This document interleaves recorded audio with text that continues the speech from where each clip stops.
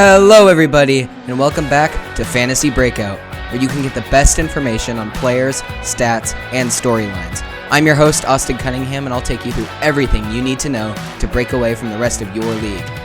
Now, in today's show, we are going to have two main segments to help you have everything you need to know from around the NFL to be ready for next year's fantasy football season. In our first segment this week, I will get into the quarterbacks that finished in the top 10 at the position this past year and break down why they finished there and if they can do it again next year. Finally, we will focus on the coaching carousel and why it is so influential on fantasy football. Let's get into the top 10 quarterbacks. Quarterback is arguably the hardest and most important position in the game. It takes the best of the best to succeed and to play at a high level, which is a big reason why only 9 quarterbacks have thrown for more than 5,000 passing yards in a season. These top 10 quarterback rankings are based on where players finished the year in fantasy in a 4-point passing touchdown league. We will start with number 10 and work our way down to number 1 as I break down their seasons, why they finished where they did, and how I look at them going into next year. First up, we have Baker Mayfield, who had a total of 274.06 fantasy points and finished 10th at the position. No one expected Baker and the Bucs to go very far this year. The Buccaneers took on $81 million in dead cap space this year after Tom Brady retired. Baker had been bouncing around the league before coming to the Bucs after the Browns traded him to the Panthers. After he was let go by the Panthers, Mayfield was claimed by the Rams. Rams head coach Sean McVay may have saved Mayfield's career when he let him take over for the last 5 games of the 2022 season. Mayfield showed enough with the Rams to be brought in by the Buccaneers to compete for the starting job with Kyle Trask. He ended up winning the starting job and having a huge year while leading the Bucs to the divisional round of the playoffs. Mayfield completed 64.3% of his passes over the course of the season for 4,044 yards and 28 touchdowns to 10 interceptions. Mayfield and wide receiver Mike Evans were on the same page throughout the year, helping Mayfield have the best numbers of his career since 2020. Baker was a relevant streaming option in fantasy this year as he averaged 16.1 points per game. He didn't have much production when it came to running the ball, though. For pocket passers in fantasy like Mayfield, it can be harder to maintain a consistent level for fantasy from season to season. Lots of factors will go into Baker's fantasy production next year, such as the departure of offensive coordinator Dave Canales, the status of Mike Evans in free agency, and what the Bucs choose to do in the draft. I think that the most likely scenario is that both Mayfield and Evans end up re-signing with the Buccaneers, and that Mayfield will be outside of the top 10 next year. We had more quarterback injuries this year than any other year, and if guys like Kirk Cousins, Anthony Richardson, Justin Herbert, and Joe Burrow stay healthy, then Mayfield will likely be a streaming option for fantasy, but not your top 10 to 12 option. At number 9, we have CJ Stroud. After being drafted by the Texans with the second overall pick in the 2023 NFL Draft, Stroud has never looked back. Typically for fantasy football rookie quarterbacks, they can't sustain more than one top 15 wide receiver. Stroud was able to support Nico Collins and Tank Dell right away. Stroud led the Texans to a 10-7 record in the divisional round of the playoffs in his rookie campaign and was very startable for fantasy football. Stroud had most of his fantasy production come through the air as he completed 63.9% of his passes for 4,108 yards, 23 touchdowns, and 5 interceptions. He averaged 18.4 fantasy points per game, and if he didn't miss 3 games, then he could have finished much higher. If you are wondering just how much higher, well, if we scored his average of 18.4 points for each of the 3 games he missed, then he would have tied for 4th with Lamar Jackson with 331.22 total fantasy points. Normally, you just look for rookie quarterbacks to at least show flashes of talent throughout their rookie year so that there is hope of them becoming something great. Stroud already is a great quarterback and will only continue to get better as he progresses and the Texans build their team around him. He has young pass catchers like Tank Dell and Nico Collins around him already, and I think that Stroud will probably have at least another top 10 season next year and should definitely be started in all leagues. Coming in at number 9, we have Patrick Mahomes. Despite leading the Chiefs to an 11-6 record and a Super Bowl berth, Mahomes had a disappointing fantasy season. On average, Mahomes was going in drafts at around the 11th overall pick and was the first quarterback off the board. It really isn't all Mahomes' fault, though. He still played at a very high level throughout the season, hence the Chiefs being in the Super Bowl yet again. The truth is that the Chiefs did Mahomes a disservice by not providing him more talent at wide receiver. The Chiefs drafted Rashee Rice, who broke out down the final stretch of the season, but outside of that, they didn't make any moves to give Mahomes any real help. No stat sums up the struggles of the wide receiver room more than being the NFL leaders in drop passes with 44. With all that being said, the Chiefs will probably make moves in the offseason to add to the wide receiver room, and Mahomes is a superstar QB both in fantasy and in real life. He completed 67.2% of his passes for 4,183 yards, 27 touchdowns, and 14 interceptions, while averaging 17.51 fantasy points per game. Going into next year, I wouldn't go around drafting Mahomes at the 11th overall pick, but he should still be considered a top 5 fantasy quarterback. At number 7, we have Jared Goff. Goff had a phenomenal year, leading the Lions to their first division title in 30 years, and the first time the Lions won 2 playoff games in a season in over 65 years. There are a lot of reasons that I think Goff had such an amazing season, such as coaching and having an amazing set of skilled position players around him. Head coach Dan Campbell has installed an amazing culture within the Lions organization, and offensive coordinator Ben Johnson has been interviewed for many head coaching positions around the NFL, largely because of his play calling. Goff also had a lot of offensive weapons to work with, both on the ground and through the air. Rookies Jahmyr Gibbs and Sam Laporta played big roles in the offense alongside Amon-Ra St. Brown and David Montgomery. Goff finished the year having completed 67.3% of his passes for 4,575 yards, 30 touchdowns, and 12 interceptions, while averaging 17.01 fantasy points per game. Goff is a solid fantasy option for fantasy teams, especially when playing at home. Make sure you go back and listen to my first episode to hear my complete analysis of the effect of home field advantage when it comes to fantasy points. I think that Goff will be a fringe top 10 option next year and a great play depending on his weekly matchups. At number 6, we have Brock Purdy. Well, Mr. Irrelevant became relevant pretty fast now, didn't he? I'm going to try to refrain from making too many Purdy puns throughout the segment and focus on just how good Purdy has been. After he was picked with the very last pick in the draft just 2 seasons ago, he led the 49ers to a 12-5 record and a Super Bowl berth as they will play the Chiefs in the big game. The critics of Purdy have been coming out in full force over the last couple of months, but everything he has done on the field has proven that he's not only a legit NFL starter, he is playing better than most other quarterbacks right now.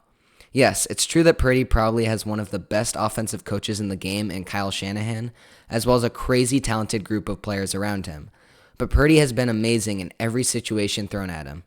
He completed 69.4% of his passes for 4,280 yards, 31 touchdowns, and 11 interceptions, while averaging 18.48 fantasy points per game. Purdy will continue to be a great option for fantasy managers, especially if guys like Deebo Samuel, Christian McCaffrey, and George Kittle can stay healthy. Our first top 5 fantasy quarterback is Jordan Love. I don't think that anyone expected Jordan Love to be as good as he was, both on the field and in fantasy football. Love largely exceeded expectations as he led the Packers to the divisional round of the playoffs, where they just fell short of beating the 49ers. The Packers were using this year to see if they wanted to commit to Jordan Love long-term, and after the season, the answer is a resounding yes.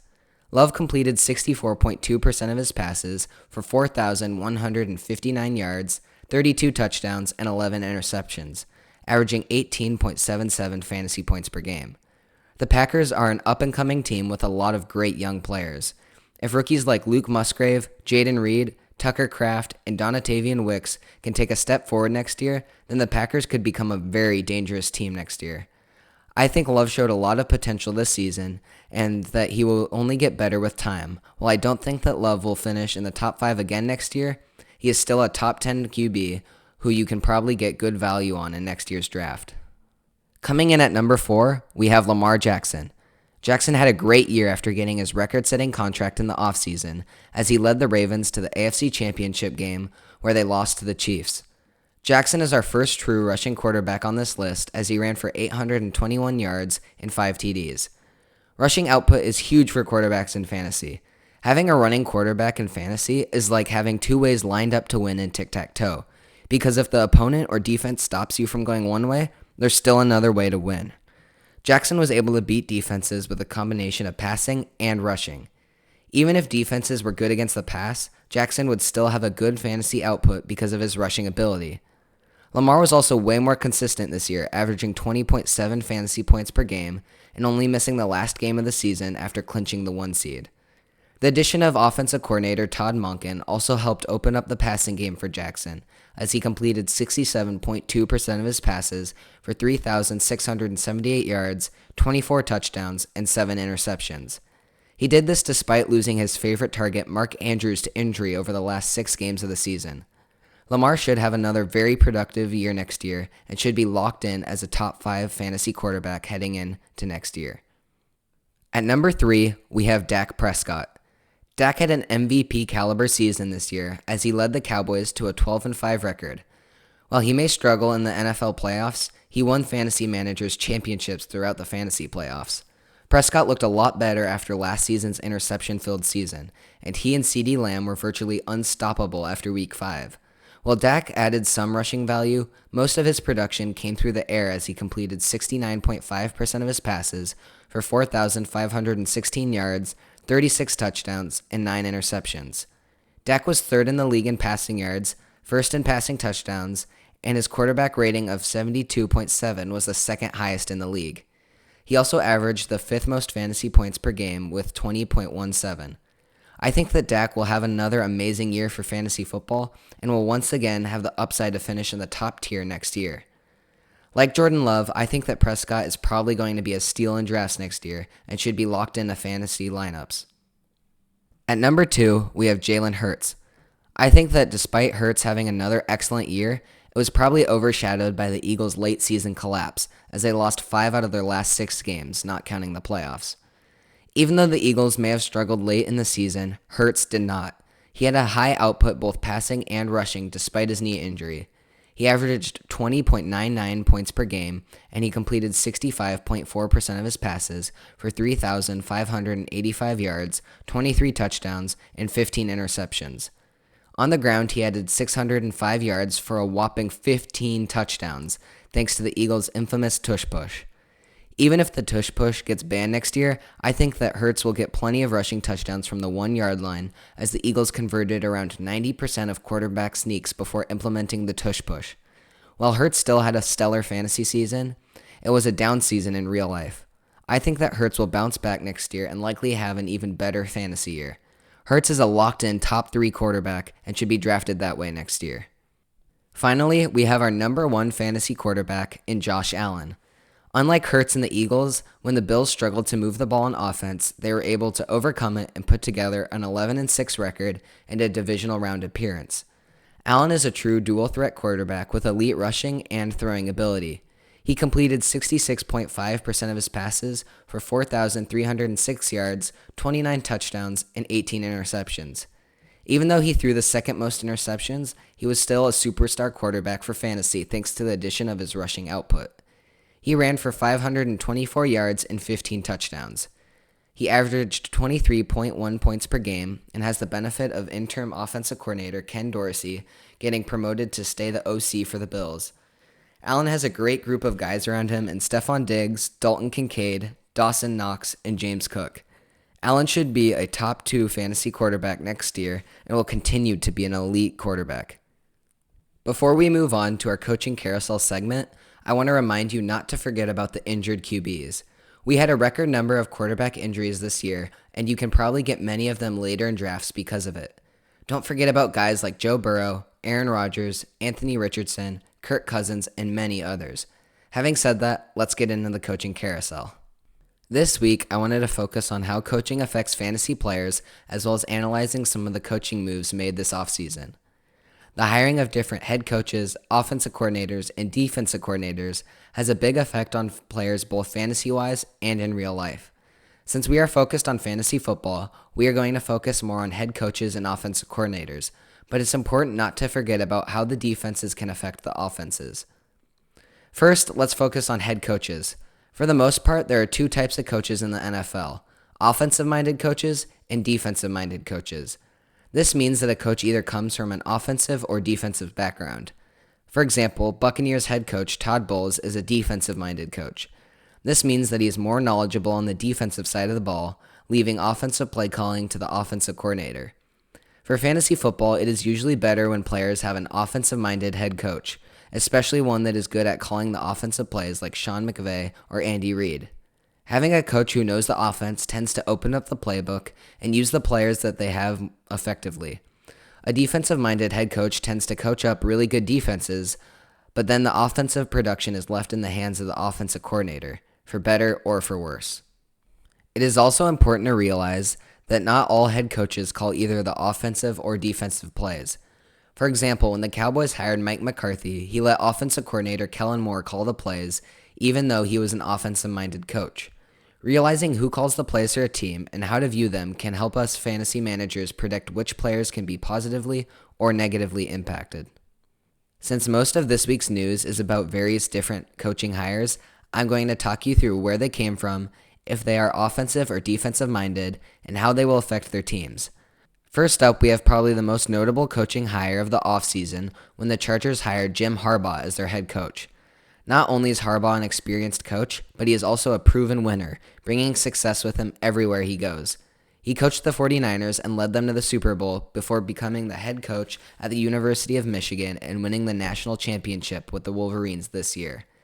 I think that the excitement around Harbaugh is definitely well-founded, but it could be a process for the Chargers. Harbaugh will absolutely help improve the Chargers' culture, but as for Justin Herbert and the offense, it remains to be seen who will call the plays after Kellen Moore was hired by the Eagles. After firing Frank Reich midway through the season, the Panthers are starting fresh with their hiring of Dave Canales.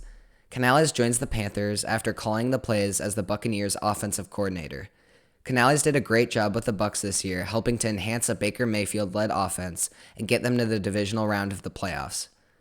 News has come out saying that Canales will call the plays for the Panthers, which will only help Bryce Young to take a step forward in his sophomore year.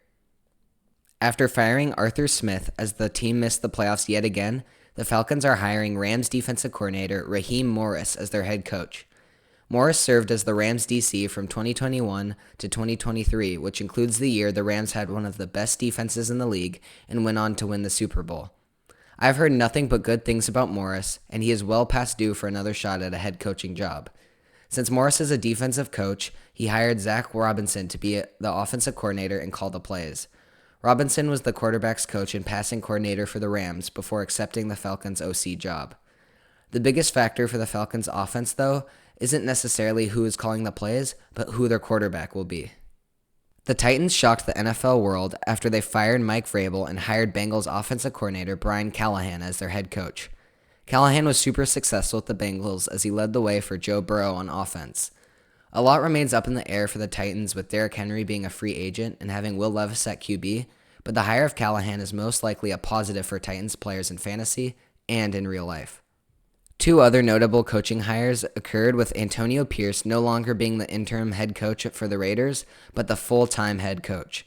I think formally hiring Pierce as head coach will be a huge morale boost for the Raiders players and organization, and they should have some momentum going into next year. Another notable head coaching change is when the Patriots mutually parted ways with longtime coach Bill Belichick, and they promoted linebackers coach Jared Mayo to fill their head coaching position. Hiring Mayo could be a good thing for the culture of the Patriots organization, but you have to wonder if hiring a defensive coach was the right choice when the glaring issue for the Patriots is the offense. In the latest head coaching hire in the NFL, the Seahawks announced that they intend to hire Ravens defensive coordinator Mike Macdonald as their head coach. This move should definitely be a huge help for the Seahawks defense that has struggled at times, but we'll just have to wait and see what ends up changing on the offensive side of the ball. The last thing that I wanted to mention when it comes to head coaching jobs in the NFL is that the Commanders are the last team remaining that currently has a head coaching vacancy after Ron Rivera was fired in the offseason. As soon as the Commanders fill that vacancy, I will analyze it in the news segment of the next show. Well, that will do it for this week's episode. Thanks for joining The Breakout. If you like the show, please show your support by following the show wherever you may be listening. Remember that you can now listen into the show on Apple Podcasts, Spotify, Amazon Music, and most other podcasting platforms, as well as YouTube. I'll catch you guys next week as I'll walk you through all the news from across the NFL, break down this year's top 10 running backs, and give you an inside trick on how to play rookies.